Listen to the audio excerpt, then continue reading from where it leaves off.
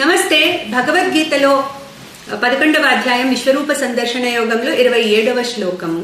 వక్త్రాణి తే త్వరమాణా విశంతి దంష్ట్రాకరాళాని భయానకాని కేచిద్విలగ్నా దశనాంతరేషు సందృశ్యంతే చూర్ణితైరుత్తమాంగైః. ముందు శ్లోకంలో చెప్పాడు అర్జునుడు తనేం చూశాడో. ధృతరాష్ట్ర పుత్రులు భీష్ముడు, ద్రోణుడు, కర్ణుడు, అట్లాగే అక్కడ ఉన్న చాలా మంది రాజుల సమూహాలు, వాళ్ల వైపు వాళ్ళు కూడా కొంతమంది భగవానుడి నోట్లోకి వెళ్ళిపోతున్నట్టుగా కనిపిస్తోంది నాకని చెప్పాడు. సో ఇప్పుడు అంటున్నాడు వక్త్రాణి తే త్వరమాణా విశంతి దంష్ట్రా కరాళాని భయానకాని.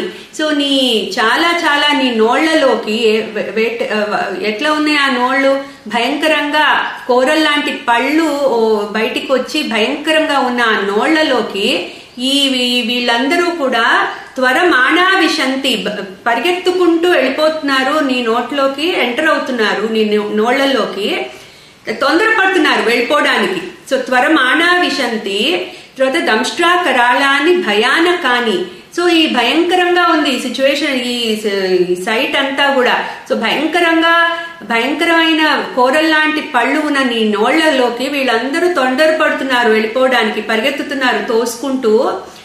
కేచిద్వి లగ్న దశనాంతరేషు, ఈ తోపులాటలో కొంతమంది నీ కోరల్లాంటి నీ పళ్ళ మధ్యలో ఇరుక్కుపోతున్నారు. ఇంకొంతమంది కేచిద్వి లగ్న దశనాంతరేషు సందృశ్యంతే చూర్ణితైరుత్తమాంగైః, ఇంకొంతమంది తలకాయలు పొడి పొడి అయిపోతున్నాయట నీ పళ్ళ మధ్యలో. కొంతమంది ఏమో ఇరుక్కుపోయారు, కొంతమంది తలకాయలు పగిలిపోయి పొడి పొడిగా అయిపోయాయి.